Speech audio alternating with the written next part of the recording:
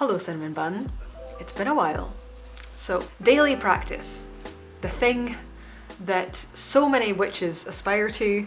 Often it's held up as this like pinnacle of being like a good witch or a real witch, or doing witchcraft or spiritual practice properly, and often it's like one of the hardest things to do. So I used to definitely go through these cycles of getting super excited for all these different things I wanted to do spiritually or magically as a witch, and like diving into some of them, getting overwhelmed, and then not touching anything spiritual or witchy for like weeks or months and feeling like shit about it, and then something else would make me excited and then the cycle would repeat. And I'm happy to tell you that that is no longer the case for me. That's not really something I struggle with anymore. And it's kind of because of this ritual that I'm going to tell you about in this video.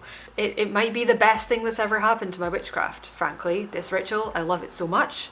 It changed the game. I may very occasionally do like a spell or some astral work or whatever outside of this ritual, outside of the time I spend doing this ritual. But honestly, 90% of my witchcraft is me just doing this one ritual. It's like my bread and butter. It's my like everyday, like day-to-day practice, and I love it. It's simple, it's flexible, it never gets boring.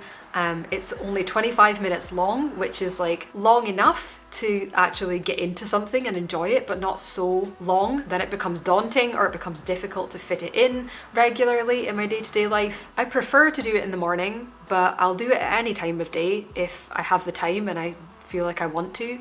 I don't force myself to stick to any kind of particular schedule with this. I don't force myself to do it daily or at specific moon phases or on Sabbats or anything like that. I just do it as and when I feel like it.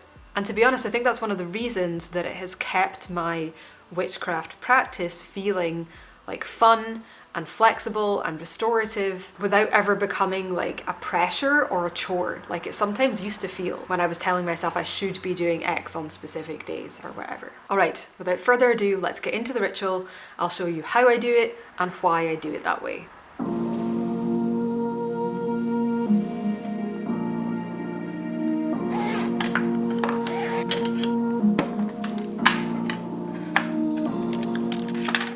So there are 4 main steps or phases that go into this ritual, and the first one is to settle in, get myself to my altar. I also have to remind myself to take my phone, my cup of tea or coffee, and my journal to the altar. I'm one of those witches which will cast a circle and then realise that I've forgotten a bunch of shit that I need to go get. For the sake of this video, and because I have been moving during the filming and the making of this video, I am actually doing this with my travel altar instead of at my like dedicated altar space on the back of my sofa. I've got an altar tour video if you want to see that if you haven't already. But yeah, because I'm using my travel altar set up for this, I have to actually open it and set it up first, but usually obviously I'm just sitting down and everything's already set up.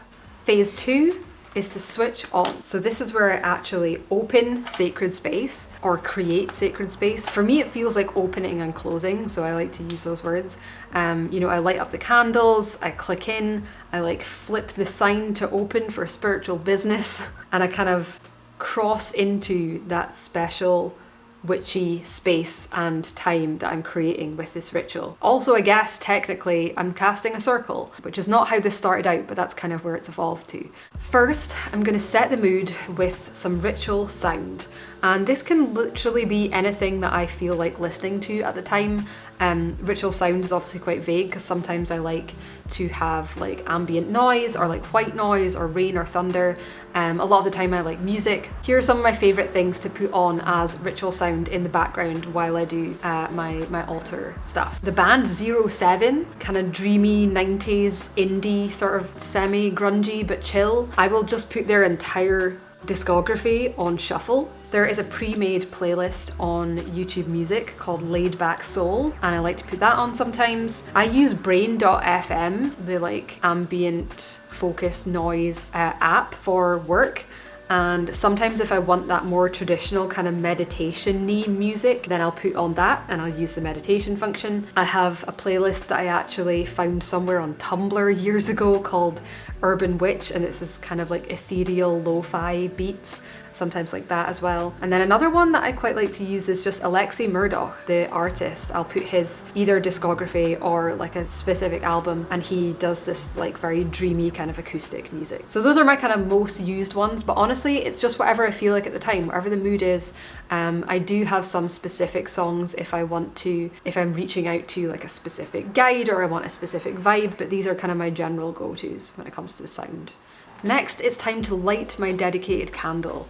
I love lighting a candle to switch things on, to make it clear that like this thing is on, it's active, the magic is happening, and I have one dedicated candle on my altar at the moment. So I light that dedicated candle, which is dedicated to like opening my altar space and like clicking in and creating that kind of channel with my guides. You can see that the candle I have for my travel altar is one of those like large tea lights. I've just dedicated that in the exact same way that I do my normal altar candles, but when I am at my full kind of sit down altar, I do have like a black pillar candle. That's my favorite one to use as my main kind of altar candle. Next, I'm gonna dab some oil on my wrists.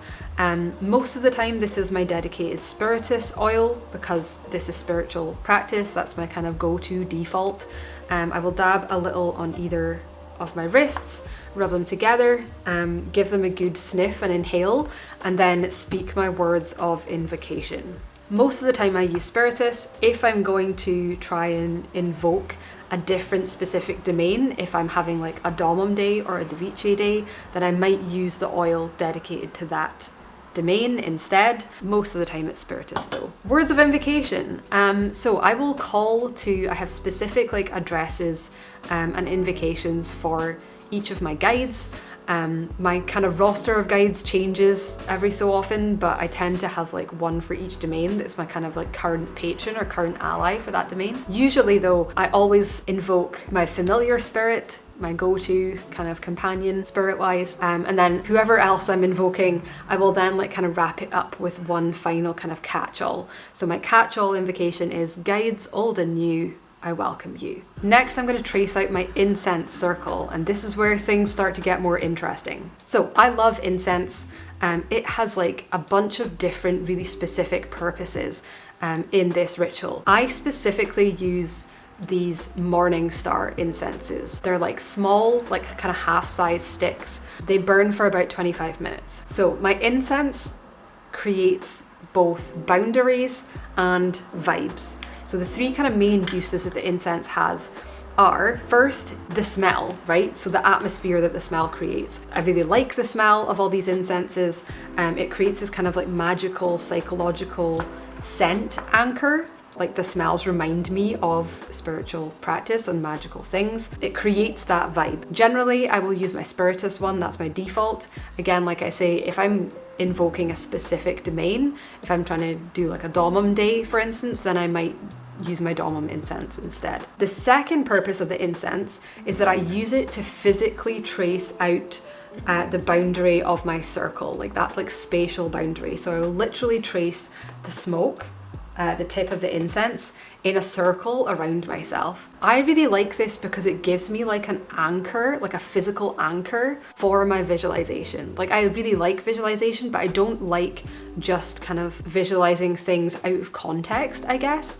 So I like to picture kind of like, you know, golden light or golden sparkles or a golden line, you know, being drawn, like using the incense to draw like a golden line of light around myself, which then becomes like my magic circle, my sacred space. I find that a lot more fun and a lot more effective when I'm actually tracing it out with something physical instead of just imagining, you know, a golden line or whatever. So I use it to physically trace out and carve out sacred space. And then the third use of my incense is I use it as a visual timer. So morning star incenses generally burn for about 25 minutes. That's the length of my ritual. Once I've traced out my circle, I put the incense in the holder in my cauldron, and I can watch it burn down and see how much time I have left by how much incense is left. And that is like a really nice visual, magical way of keeping time instead of like setting like a timer for myself where I'm gonna get like a big noisy alarm at the end or something. And that creates my kind of temporal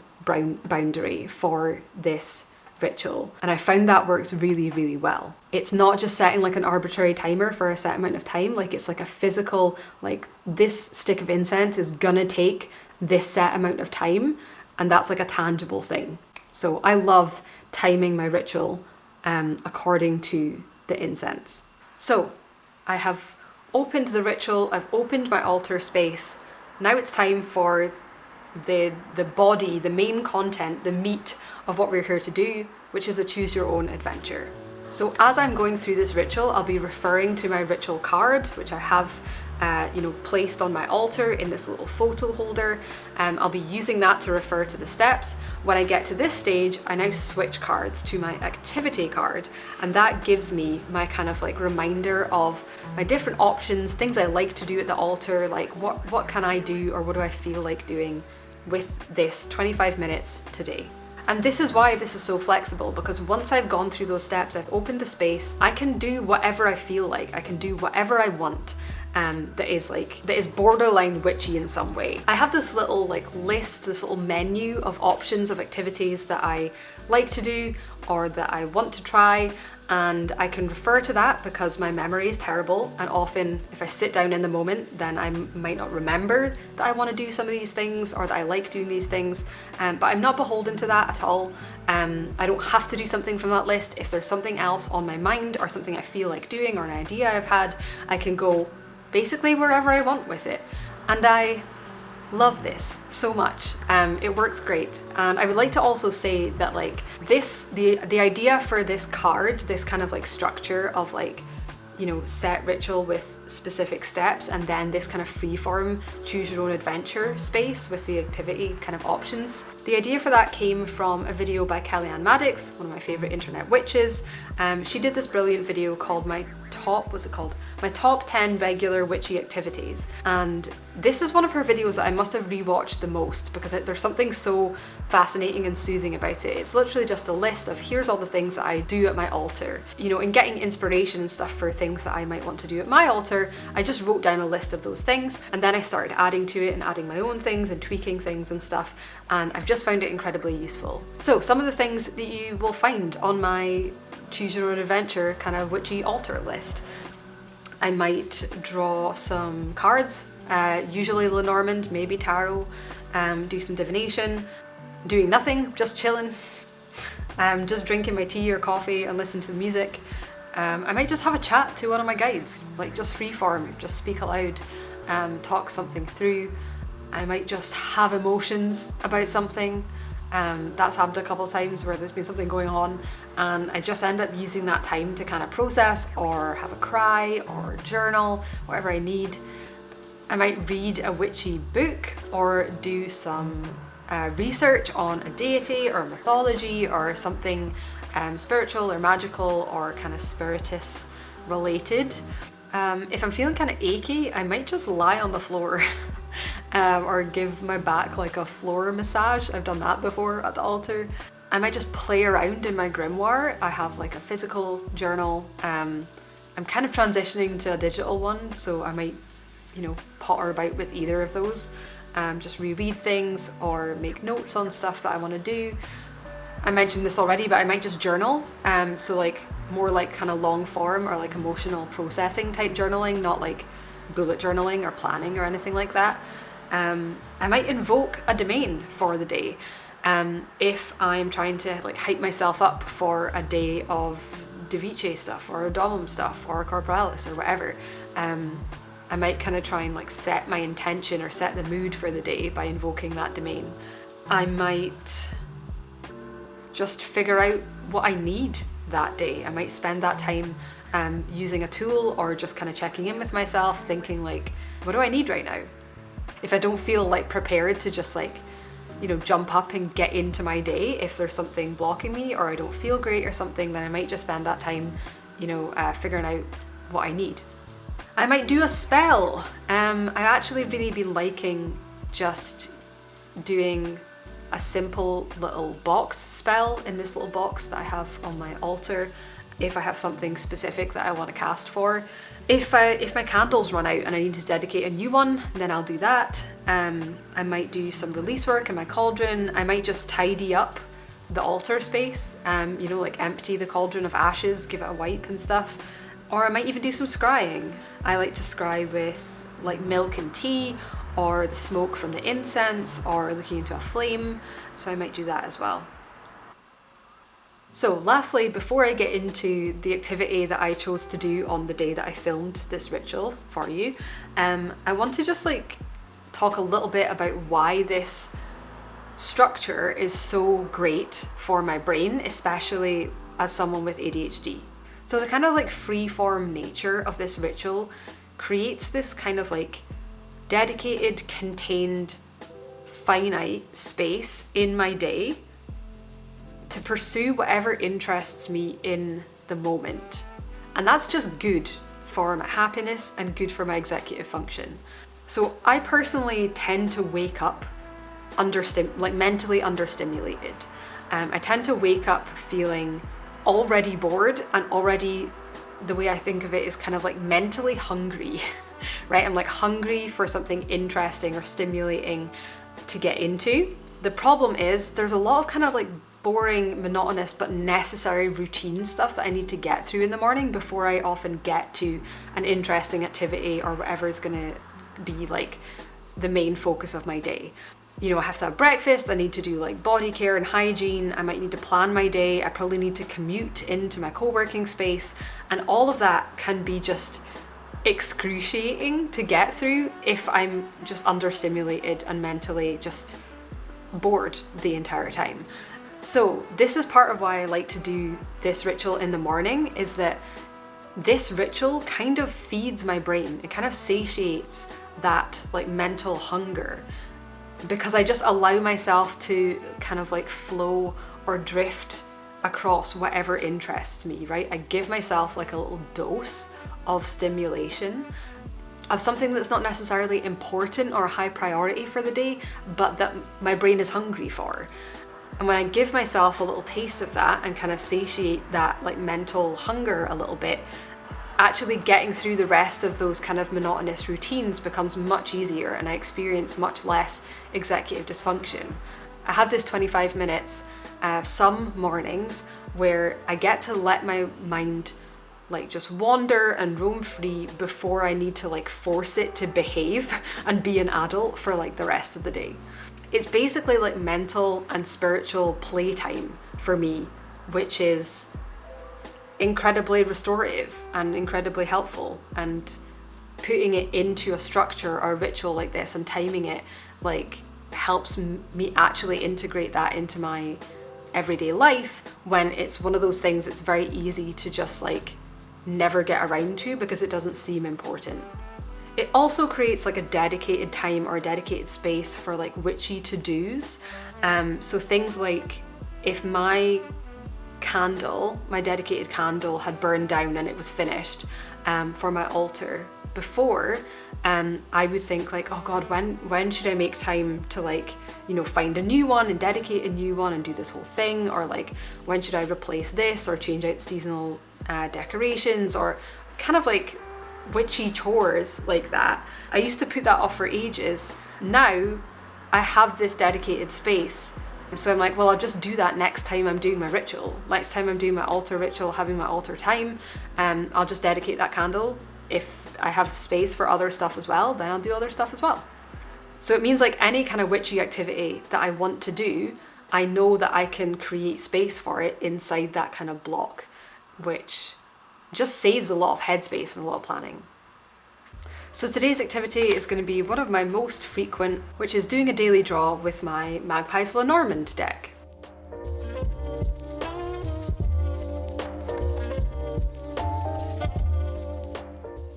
So first I just have a good shuffle.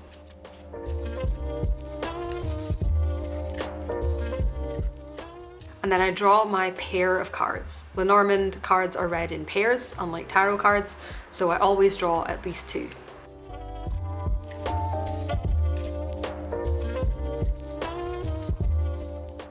So I actually designed my own digital Lenormand journal for myself to help me with my readings, to keep track of them all and stuff, and I absolutely love it.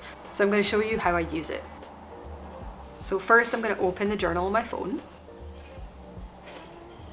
the first thing that I'll see is this readings database inside that kind of brown block, and I'm just going to create a new reading page. And I'm going to use the daily draw template, which is going to format it all nice and get me all set up, just giving this reading a title. Usually it's the question that I'm asking or the topic that I'm reading on. And then I'm just going to move through the different properties here up at the top in order to build my reading. So the first thing I'm going to select, that's a really loud motorbike. So the first thing I'm going to select is the spread. This isn't quite as important for Lenormand as it is for tarot. Tarot is much more spread based, but I like to select the daily draw pair spread anyway because it just gives me a little reference. So now that I've selected that, it's going to show the spread positions that I've selected for that spread. It shows the question, so for a daily draw, it says, what do I need to know today? What's coming up? What should I focus on? That's the daily draw part. And then the first position on the left is the subject or noun, and then the second position on the right is the modifier, adjective or verb. And next I'm going to link and select the cards that came up. So as you can see, I drew the mice and the heart. So I'm just going to select those in order.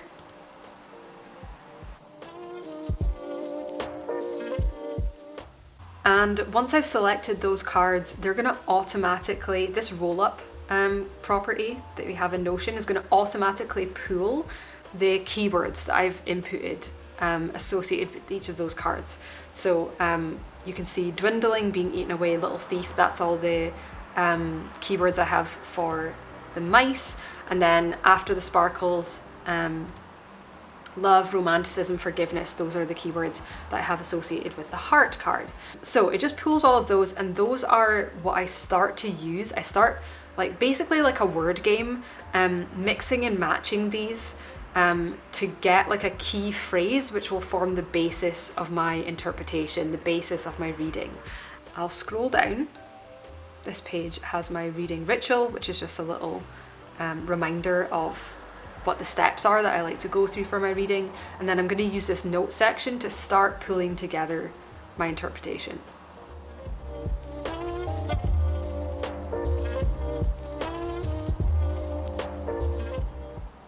So I'll basically hop around from looking at the physical cards in front of me, interpreting the imagery there, just off intuition and what's already in my head, to checking the keywords that the journal has pulled, matching them up in different ways, thinking what combination of these words and concepts might apply to today, what might be relevant to today. If I want to go deeper on either of the cards or both, then I can use these links. Now that I've linked these cards, I can click those links and hop across to the entire page that I have dedicated to notes on that card. So here I'm going across to the page for the heart card to get some more meanings and interpretations that I've saved from elsewhere and notes that I've made myself.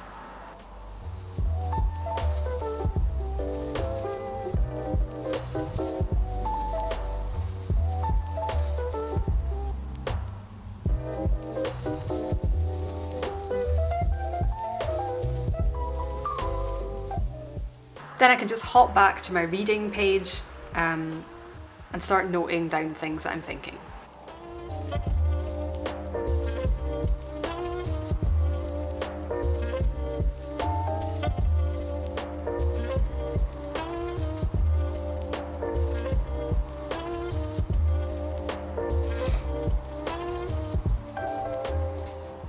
Unfortunately, my phone stopped recording as I was making the main notes for my interpretation here, but you can see this is the paragraph that I ended up with. So the key phrase that I ended up with was an amiable whittling down, and I then unpacked that a little further, what do I think that means, how is it relevant to today, into a short paragraph. And then I'm just going to copy and paste that from the body of the page itself into the interpretation property up at the top.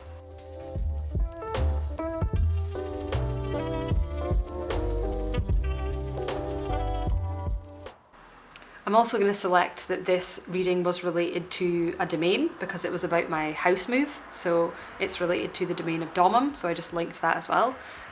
Doing this means that I can then search for like all the readings that I've done on a particular domain.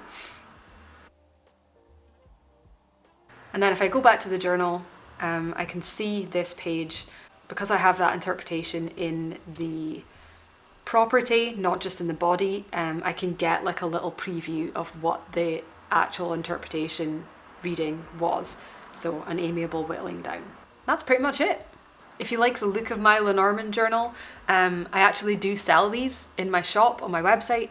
I've got a Lenormand version and a tarot version, so if that's something you're interested in, go head to rachelstephen.com/shop.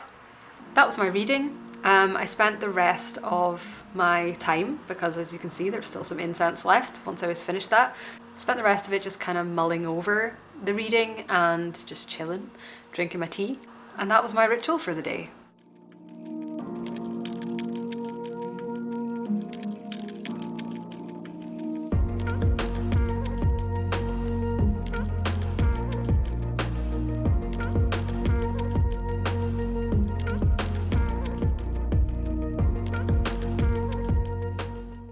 And all that's left is to close up this ritual.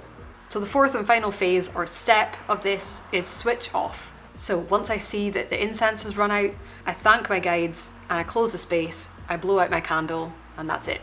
I will say that if I'm in the middle of something or I really want more time and I have the time that day to give myself that, then I do sometimes go over time. I'm not super strict that if I want to keep going that I'll still stop myself after 25 minutes. That said, most of the time I do stop when the incense is done, because even if I am in the middle of something, I might need to go, get on with my day. If I am in the middle of something, I can always just come back and pick up where I left off next time I sit down at my altar, whether that's the next day or in a couple of days. And I would rather kind of like chip away at like a larger spell or something else that's more involved that might take more than 25 minutes. I'm quite happy to spread that over a few different days and a few different rituals. So yeah, that's it. That's the only ritual I do as a witch. That's my one altar ritual that kind of captures all of my practice, which houses all of my other spells and rituals. I hope you found it interesting and maybe it provided a little bit of inspiration for your own practice. Welcome to the end of the video. I do have a few little important notice board items for you. Again, if you like the look of the Lenormand journal or a tarot version, it's all hosted in Notion. I designed it all and it's all available to buy up on my website. Go to rachelstephen.com/shop. We've had really good feedback on the digital divination journals so far, which just makes me very happy, and I still love using mine, so if that's of interest, go check it out. The other thing is that Constellation Clarity, my kind of getting your shit together organizational course, is coming back in September. I think we're doing the 16th and the 17th. We are, okay. Yes, we're doing the 16th and 17th of September 2023 for the next live class. It's going to be 2 days this time, not one. The enrollment will be open for at least a couple of weeks before that. If you're interested in that, if you want to get notified about things, if you're thinking about joining, please make sure you're on my newsletter, because that's the only place where I'll be sending out actual updates and stuff on that. rachelstephen.com/newsletter. Very excited to be running this class again because it went so well last time. And then, oh yeah, so recently in my switching 2 rooms in my flat vlog, before I moved, I said that there was going to be a part 2. I decided probably not to do the part 2 because I was editing it for ages. It took ages to edit, and honestly I just think it was boring. Like, I don't think there was that much to it. Like the dramas and stuff were just like plumbers being assholes, and it all got sorted out, and now it kind of feels a little bit redundant to show you that entire like decluttering my office stuff when I've just moved house and we're setting everything up in the new place anyway. So I don't think I'm gonna actually upload the part 2 of that or finish the part 2 because I don't think it's that good or interesting. So I think we're just gonna skip it. Not that much happened after all, but there is going to be more house kind of related video stuff in the future. I've got a vlog that I'm working on and stuff. As you know, I just moved house, so there's more stuff on the horizon, for sure.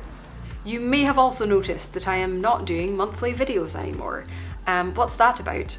Well, it's a long story, but I've been thinking hard about the structure of my business and how I want to go about marketing things and like what the purpose of my videos is, because some of them are marketing, some of them are like, you know, promoting my work, and some of them are kind of like art or like personal creative projects. And I think having those two muddied was getting a little bit complicated, and I also just don't want to prostrate myself to the algorithm anymore. So I've decided to come off of the monthly schedule for videos. I'm still going to be making them. I still am making them right now.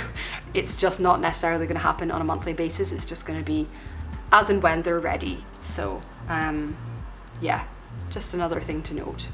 If you liked this video and you like the kind of witchy stuff and you want to know what to watch next, I have two recommendations for you. First, I did my witchy vlog and altar tour. You might like that one. And then I have an older one, which is a spell video called the Bright Idea Spell. And so that is a spell for creatives that are blocked or need to solve a particular problem or find a particular idea. I've got a spell for calling those things in. So you might be interested in that. I think that's it really. As always, hope you're good. I hope that you're taking care of yourself, and I will see you in the next one. Bye. Haha, oh, that's Pete. Haha, I can see him. That's Pete getting home from work. I saw him drive past out the window. That's so funny.